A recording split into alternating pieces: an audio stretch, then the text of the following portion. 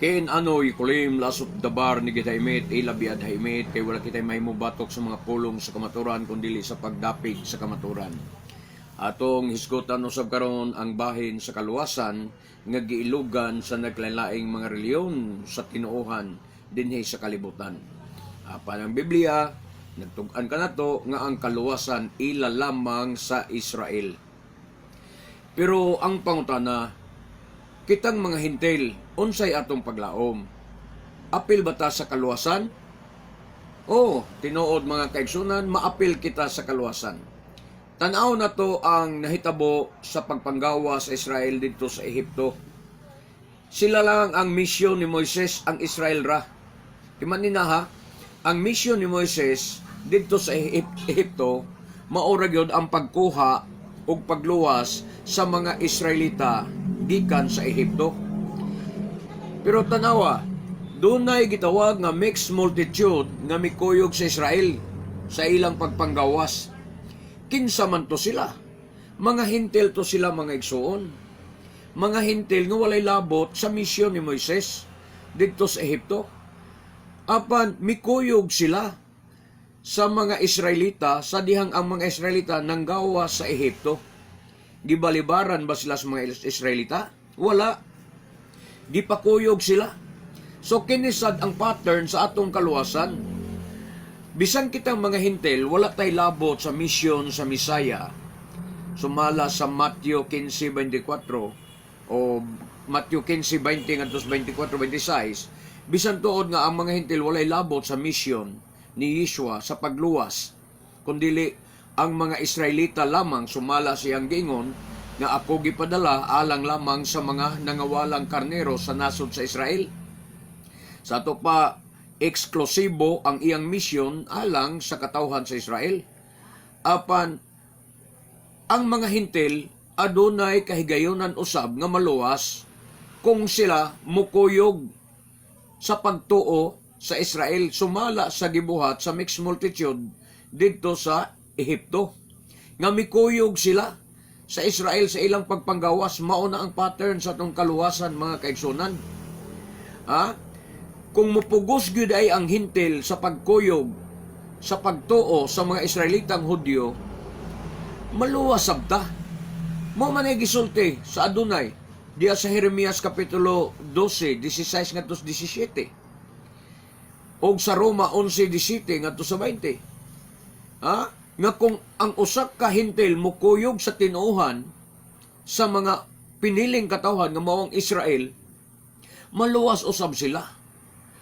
Og sa Roma 11, kung mudugtong ta sa olibo nga kahoy, sa pagtuo sa olibo nga kahoy nga maong Israel, maluwasad ta. Kana ra ang paagi alang sa atong kaluwasan, kitang mga hintil.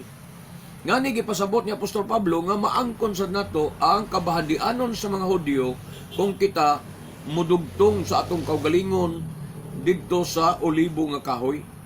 So ang atong pagtuo, atong idugtong sa pagtuo sa olibo nga kahoy, kanara ang paagi nga gihatag sa adunay alang kanatong mga hintil aron ta makaapil sa kaluwasan. Dili kay magtukod hinuon mo og inyong relihiyon. Maunay sayop sa mga kahintilan karon mga kaigsunan. Kay ang ilang gibuhat, gusto ko no silang maluhas pero nagtukod hinuon og ilang kaugalingong relihiyon og nakigkompetensya hinuon sila sa kaluwasan nga ila sa mga Hudyo. Nagtukod hinuon sila ilang mga kaugalingong doktrina, ilang kaugalingong reliyon, og mag-iyahay dayon sila og angkon kung kinsa sa kanila ang naa sa kamaturan. Magdebate pa sila sa pag-ilog kung kinsa sa kanila ang naa sa kamaturan.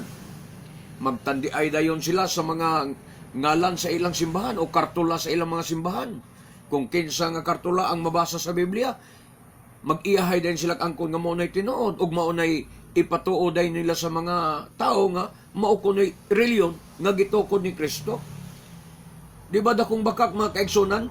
Kay ilang ipatuo nga ang ilang reliyon gitukod ni Kristo, nga kung imong susiyon dito sa SEC mga kaigsunan, sa Security and Exchange Commission, walay pirma si Kristo dito sa ilang pagparehistro sa ilang reliyon. Bisan ka ng Iglesia ni Kristo, kanang dating daan, MCGI, Walay pirma si Kristo diya dito sa Security and Exchange Commission sa ilang pagparehistro sa ilang reliyon. Pero tanawa, nagpaturatoy sila sa pag-angkon nga sila kuno gitukod ni Kristo. Mausab yapon ang Roman Catholic. Muangkon nga gitukod ni Kristo. Pero kung imong susiyo ng ilang mga dokumento, mga igsoon, walay pirma ni Kristo nga imong makita. Oh, mauna ang sayop sa mga Kristiyano karon nga mga hintil.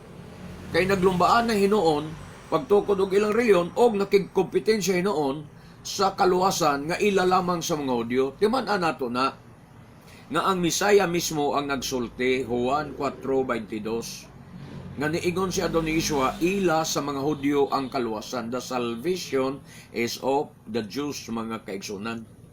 No? So, atong tan-awon si Cornelio, nga usa ka hintil, naapil ba sa kaluwasan? Yes, naapil si Cornelio sa kaluwasan. Sumala sa Buhat Kapitulo 10, na angkon ni Cornelio ang kaluwasan, kay midawat siya sa bautismo, nga giwali ni Apostol Kefa o Apostol Pedro, mga kaigsunan. O, tanawan na to, tanawan ninyo, klarohagin ninyo ang Buhat 10 sa kinabuhi ni Cornelio. Naabay makatupong kang Cornelio sa pagkabalaan o sa pagkadyos nun? Wala pa. Nga naman si Cornelio lang ang gikumpirma diya sa Biblia nga ang iyang pag-ampo misulbong sa langit o ang iyang mga paghatag og limos misulbong dito sa langit o gihimong handumanan sa Elohim. Karon, gisugo ba sa Adonai si Cornelio sa pagtukod og iyang kaugalingong reliyon? Di ba wala? Gisugo hinoon siya nga magpasakop sa mga apostoles og padawaton siya sa iwali ni Simon Kefa o Apostol Kefa o Pedro, mga kaigsunan. Di ba man isugos Adonai kaniya? Ipatawag si Simon Kefa nga to ang magpuyo sa balay ni Simon nga magpapanit dito sa hupa. O niya, kinsa man ni si Simon Kefa? Hudyo. Kinsa man ni si Cornelio? Hintil. So wala mingon ang Adonai nga Cornelio magtukod ka ng imong reliyon. Kaya ang imong mga limos, ang imong mga pag-ampo, sulbong dito sa langit, nahimong handumanan sa Elohim. Sa tukod na lang imong reliyon diyo, wala. Kundi ang iyang sugo, mao nga, ipatawag si Simon Kefa nga usa ka Hudyo. Apostol nga Hudyo. Mamati ka sa iyang wali. Mupasakop ka sa iyang wali, mutuo ka sa ilang mga pagtulunan. Yan, unsay gibuhat ni Cornelio, iyan gidawat. Di ba? Gipatawag niya si Cornelio, si Apostol Kefa, o niya sa diyang niabot si Apostol Kefa silang panimalay, silang tibuok panimalay niya, o ang iyang maginsakpan, nagpabautismo sila sa ngalan ni Yeshua Misaya sa Buhat, mga kaigsunan. So balikig tan-aw karon ang gisulti sa Elohim bahin sa iyang gugma sa Israel. Sa Jeremias 31:3, klaruhan na ninyo nga gipamatud-an gyud sa Elohim mismo nga ang Israel lang ang iyang gihigugma. Ingon man usab dire sa Amos Kapitulo 3, 1 ug 2, nga giingon diya sa atong Adonai nga Israel, sa tanang katawhan sa kalibutan, kamo lamang ang akong gipili o gimahal. Klaro kay na, sa tanang katawhan sa kalibutan, kamo lamang ang akong gipili o gimahal.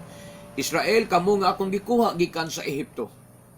Sa tanang katawhan sa kalibutan, kamo lamang ang akong gipili o gimahal. Nan karon, unsang reliyon na ang muilog ya nga kamo moangkon nga kamo gimahalsad. Iglesia ni Cristo. MCGI, naba mo'y bersikulo nga mo pamatod nga nag-ingon ang Adonai nga kamong mga taga MCGI, kamo lang akong gimahal. O Jesus Miracle Crusade, naba mo'y bersikulo nga kamo lang mga Pentecostal ang akong gimahal, nabay gisulti sa Biblia. Klaro kayo ang Amos 3, kamo lamang ang akong gimahal. Kinsa giingnan ang mga Israelita nga iyang gikuha gikan sa Ehipto.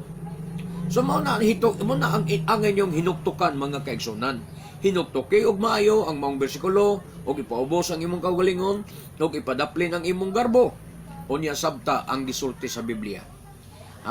Ayaw ang mga limbong-limbong o ilad-ilad sa mga pastor nga wali, kundi ikaw mismo nga nagbasa sa maong Biblia, sabta ang gisulti nga Israel lang ang gihigugma sa Adonai. Kung maglisod ka og sabot, kini ang akong itambag kanimo, munihimuan nimo, inhale, exhale. Aron ka makapaminsar og maayo. Balik-balik ka na ang pag-inhale o exhale, mga kaigsunan. Human mo balik-balik niya na, makapaminsan na kag maayo, imo nang masabtan. Dayon, ang kamaturan nga, mas tuuhan mo ang Biblia kaysa mga giwali sa inyong mga pastor. Hangtod sa sunod, I love you so much, my beloved brethren. I love you in Adonai, but our Adonai Yeshua loves you more. Ami Israel kay, mabuhay, mabuhi ang katauhan sa Israel. Baruch Hashem, Elohi Abraham, Elohi Yitzchak, Elohi Israel, Bishem Adonai Yeshua HaMashiach. Amen. Baruch Hashem, Hallelujah. Kini ang inyong ubos nga lagad diha sa Adonai, Matef Gedeon Silva. Magaingon kaninyong tanan nga bulahan ang tawo nga magasusi sa balaan kasulatan, magatuo og magatuman ini hangtod sa sunod nga higayon. Baruch haba Bishem Adonai, dalaygon siya nga naganhi sa ngalan sa Adonai. Shalom, shalom.